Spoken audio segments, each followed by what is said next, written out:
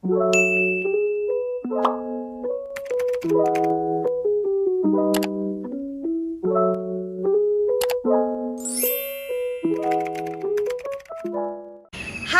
Assalamualaikum warahmatullahi wabarakatuh. Selamat datang ke kelas Cikgu 3F.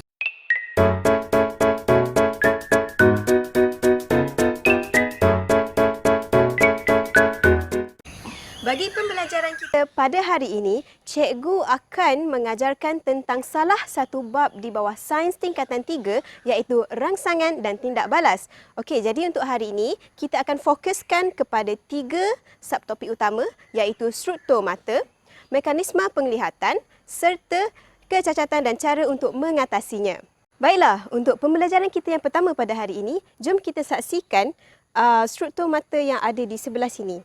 Okey, berdasarkan apa yang kamu lihat, memang terdapat banyak bahagian-bahagian mata dan fungsi yang perlu kamu ingat. Tapi untuk silibus kamu, cikgu hanya akan tekankan kepada 5 struktur dan fungsi utama sahaja.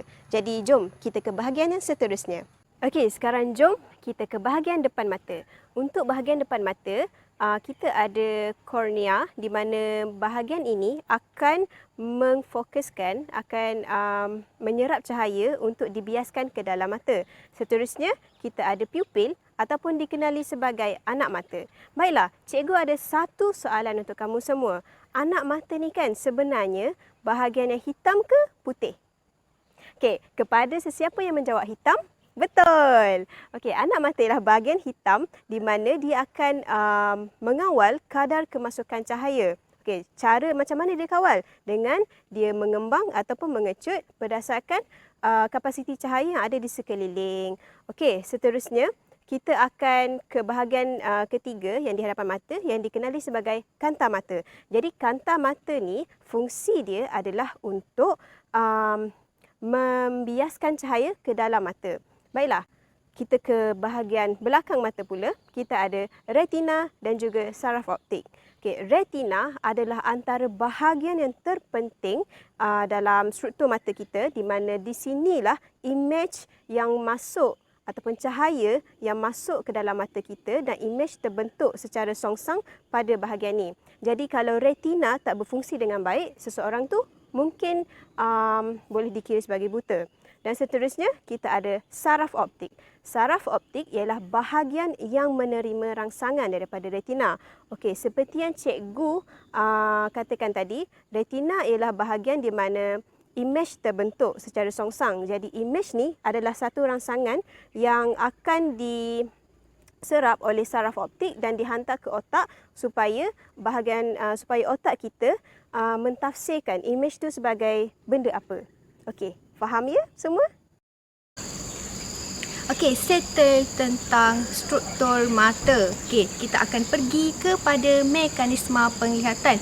Tapi sebelum itu, awak semua perlu tahu apa maksud sebenar mekanisme. Mekanisme merupakan prosedur-prosedur yang perlu awak patuhi sebelum awak nampak sesuatu. Okey, dalam konteks kita pada hari ini, mekanisme merupakan prosedur-prosedur yang awak perlu patuhi supaya awak akan dapat lihat imej yang terbentuk di mata awak dengan sempurna.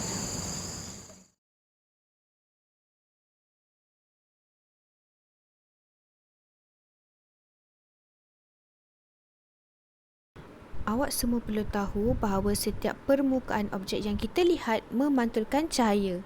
Cahaya yang dipantul oleh sesuatu objek akan memasuki mata melalui anak mata. Okey, jangan silap antara iris dengan anak mata. Iris ini adalah lapisan koroid yang melingkari anak mata dan berwarna. Yang inilah yang awak dapat lihat. Ada orang mata dia hitam, ada orang mata dia coklat dengan lain-lain. Okey, pupil ataupun lebih dikenali sebagai anak mata pula adalah bukaan di hadapan anak mata yang membenarkan cahaya masuk. Tetapi awak kena tahu dekat iris tu adanya otot yang akan mengembang dan mengecut yang secara tidak langsung akan mengawal bukaan anak mata dan jumlah cahaya yang akan masuk ke dalam mata. Semakin banyak cahaya yang didedahkan kepada mata, semakin kecil bukaan anak mata. dan sekiranya sedikit cahaya yang didedahkan kepada mata, semakin besar bukaan anak mata. Okey, ini antara soalan yang lazim ditanya dalam peperiksaan, which is saiz anak mata apabila kita berada dalam keadaan yang berbeza. Jadinya awak kena take note. Okey, anak mata akan menjadi lebih besar jika kita bergerak dari tempat terang ke tempat gelap, dan anak mata akan menjadi lebih kecil sekiranya kita bergerak dari tempat gelap ke tempat yang cerah. Okey, apa jadi selepas cahaya ni masuk melalui anak mata? Okey, selepas cahaya melalui anak mata, cahaya akan sampai ke kanta mata. Kanta mata ini adalah struktur yang lutsina dan fleksibel. Dan jadinya apabila kanta mata menerima cahaya, otot silia dan fiber akan digunakan untuk mengubah bentuk dan ketebalannya dan membolehkan mata menumpukan cahaya ke bahagian retina.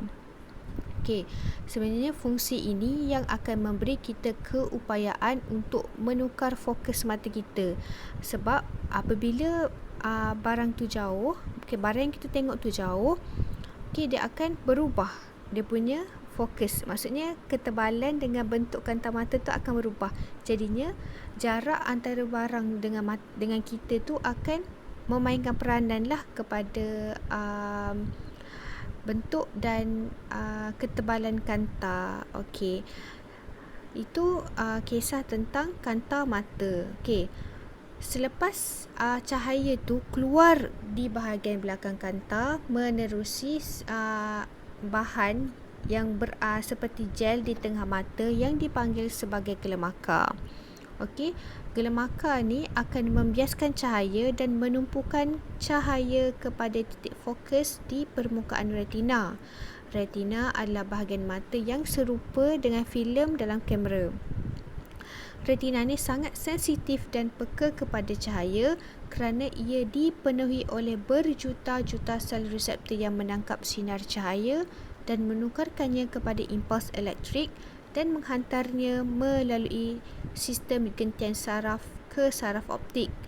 Impuls elektrik ini kemudiannya bergerak sepanjang saraf optik ke otak, di mana ia ditafsirkan sebagai imej yang kita lihat.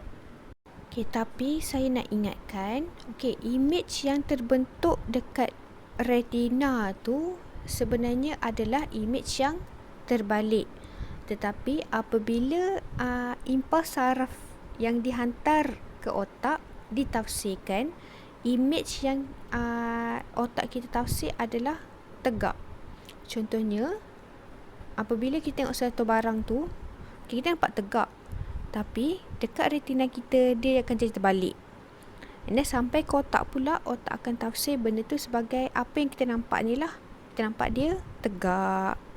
Okey, itulah semua mekanisme penglihatan yang awak perlu tahu. Okey, selepas ini kita akan tengok tentang kecacatan mata dan cara-cara untuk mengatasinya. Okey, ini akan dijelaskan oleh Cikgu Fakihah.